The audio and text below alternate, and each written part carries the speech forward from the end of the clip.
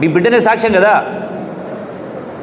అందరూ కూడా ఒక కవితనే కాదు, కవిత అయినా, కేటీఆర్ అయినా, హరీష్ అయినా, కేసీఆర్ అయినా, ఇక చూడలేదే మన నాగరికర్ణుల సామంతరాలు చూసినాం, వనపర్తి రాజులను చూసినాం, ఈ మధ్యకాలంలో ప్రజాస్వామ్యంలో మంత్రులు గెలిపెట్టిన వాళ్ళు, పాలమూరు చూసి మైమదర్ చూసినాం. అంటే విర్రవీగిన అహంకారంతో, అధికార దర్పంతో మాకు అడ్డే లేదని మాట్లాడిను. నేను ఆనాడే చెప్పిన, 23 ఎన్నికల సందర్భంగా చెప్పిన, మీడియా మిత్రులు మీలాంటి వాళ్ళు అడిగితే, మీరందరూ అడిగితే ఈ ఎన్నికల్లో ఎన్ని సీట్లు వస్తాయని అడిగితే 2018లో పాలమూరు జిల్లాలో 14లో 13 బీఆర్ఎస్ పార్టీ గెలిచింది, కాంగ్రెస్ 1 గెలిచింది.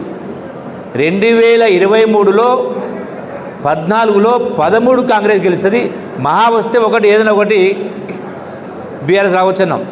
ఆనాడు ఏం మాట్లాడినరు, నాగరికర్ణులు అయినా, వనపర్తి అయినా, ఇంకో ఆయన మాట్లాడరు, మీది గెలవని చూద్దాం, మీది మీరు కడుక్కోండి అనే పద్ధతిలో వ్యంగ్యంగా మాట్లాడిను. ఇలా ఏం జరిగింది? నేను చెప్పింది నిజమైందా కాలేదా, వాస్తవా కాదా? అందుకనే ఈ ఎన్నికల్లో కూడా, ఈ పార్లమెంట్ ఎన్నికల్లో కూడా 100కు 100% పాలమూరు జిల్లాలో 2 నియోజకవర్గాలు పెద్ద మెజార్టీతో గెలవబోతూ ఉన్నాం. స్పష్టంగా కనపడతా ఉంది. అసలు బీజేపీకి సంబంధించి కూడా అభ్యర్థి గురించి చెప్పిన, బీజేపీ పార్టీ గురించి కూడా, కేసీఆర్ రాష్ట్రంలో 8 లక్షల కోట్లు అప్పు చేస్తే భారతదేశంలో మోడీ ప్రభుత్వం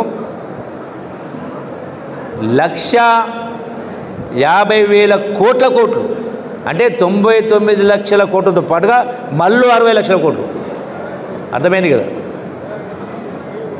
అప్పు చేసి ఏం చేసిండ్రు? గ్రామాల్లో పేదల బతుకులు బాగైనాయా? 2 కోట్ల ఉద్యోగాలు ఇచ్చిండ్రా? పేద విద్యార్థులు పెద్ద చదువుల కోసం, కార్పొరేట్ చదువుల కోసం అప్పులు చేసి, ఆస్తులమ్మి, పుస్తకాలమ్మి ప్రైవేట్ కళాశాల చదువుతూ ఉన్నారు. మరి అటువంటి చదువు ప్రభుత్వ కళాశాల ఏర్పాటు చేసి ఏమైనా చదివిపించిండ్రా? అటు గొప్ప చదువులు ₹1 ఖర్చు కాకుండా కేంద్ర ప్రభుత్వం ఏమైనా చేసిందా? అనారోగ్యాల పాలైతే వేల రూపాయలు, లక్షల రూపాయలు ఖర్చు పెడుతూ అప్పుల పాలవుతూ ఉన్నారు. పూర్మిల వాళ్ళు ఏమైనా ఆదుకున్నారా? గ్రామాల అభివృద్ధి అనేది జరిగిందా? ఏం జరిగింది? ఏ మొహం పెట్టుకొని ఓట్లాడుతారు మీరు? అంటే అందుకే ఏ లెక్క ప్రకారం చూసినా, పార్టీల ప్రకారం చూసినా, బీజేపీ పార్టీకి అయినా, బీఆర్ఎస్ పార్టీకి అయినా ఓట్లు అడిగే నైతిక అర్హత లేదు. అభ్యర్థుల ప్రకారం చూసినా ఓట్లు అడిగే నైతిక అర్హత లేదు. అందుకనే ఈ ఎన్నికలో ఎట్లయితే ఎవరు ఊహించని విధంగా, ఊహాగానాలకు అతీతంగా జిల్లాలో 14లో 12 స్థానాలు గెలిచినాం. దురదృష్టవశాత్తు 1-2 స్థానాలు పోవడం జరిగింది. అది కూడా కుట్రల వల్ల కుట్రలు కావచ్చు, విచ్చలవిడిగా డబ్బు ఖర్చు పెట్టిన కారణంగా కావచ్చు, మా అభ్యర్థులు ₹1 ఎండవచ్చు. అది కూడా తక్కువ మెజార్టీతో.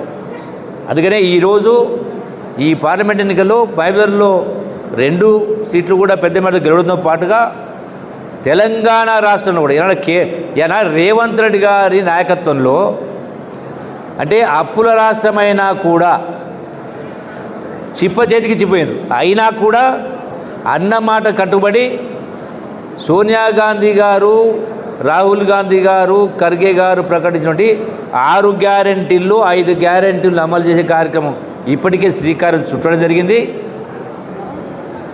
ఒక్కొక్కటిగా అమలు చేసే కార్యం చేస్తూ ఉన్నాం. అయినా కూడా ప్రతిపక్ష పార్టీలు ఇలా ప్రజలలో అంటే అనవసరంగా తప్పుడు సంకేతాలు పంపించే కార్యక్రమం చేస్తూ ఏమంటా ఉన్నారు? రైతులకు రైతు భరోసా ఇవ్వాలని మాట్లాడుతాను. నేను లెక్కలు చెప్తా ఉన్నా, స్వయంగా నేనే చూసిన. 69 లక్షల పైచిలకు రైతుల్లో 64 లక్షల మందికి 5,500 కోట్ల రూపాయలు రైతు భరోసా వాళ్ళ ఖాతాలో పడింది. 5 ఎకరాల వరకు అందరికీ కూడా. మిగిలినటువంటి 5 లక్షల మంది రైతాంగం వచ్చి ఉంది. అది కూడా ఈ మాసంలో పూర్తి అవుతుంది. వచ్చేటువంటి ఖరీఫ్కి సంబంధించి, అంటే వచ్చే వానకాలం పంట నుంచి రైతాంగానికి సంబంధించి వాళ్ళు పండించేటువంటి పంటలకు ఏదైతే 500 రూపాయల బోనస్తో కొనుగోలు చేసే కార్యక్రమంతో పాటుగా అట్లాగే ఈ యొక్క పంట నష్టం జరిగిన సందర్భంలో ప్రభుత్వమే రైతాంగం తరఫున రైతు బీమా ప్రీమియం చెల్లించి అది వానలు వచ్చినా వరదలు వచ్చినా పిడుగులు వచ్చినా వాళ్లకు పంట నష్టం ఇచ్చే ఏర్పాటు చేస్తూ ఉన్నాం. రైతాంగం సంబంధించి గత ప్రభుత్వం ఇచ్చినట్టు ఎకరాకు 10,000 కాకుండా రేవంత్ రెడ్డి గారి నాయకత్వంలో అంటే వచ్చే భవిష్యత్తు తొందరలోనే 10,000 రూపాయలు 15,000 రూపాయలు ఎకరాకు 10,000 రూపాయలు ఇచ్చిన కార్యక్రమం చేస్తూ ఉన్నాం.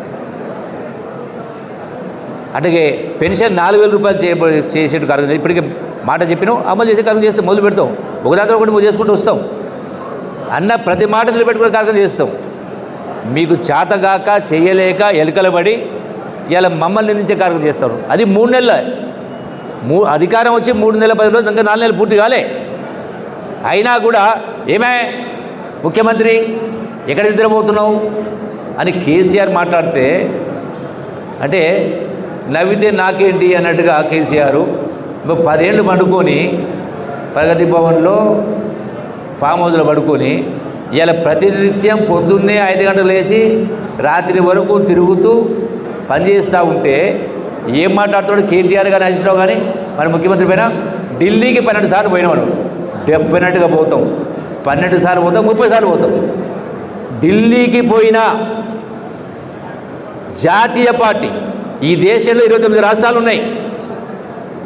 29 రాష్ట్రాలు ఉన్నాయి. 29 రాష్ట్రాల్లో ఉన్నటువంటి కాంగ్రెస్ పార్టీకి అధినేత మల్లికార్జున ఖర్గే అయినా, సోనియా గాంధీ గారైనా, రాహుల్ గాంధీ అయినా, ప్రియాంక గాంధీ అయినా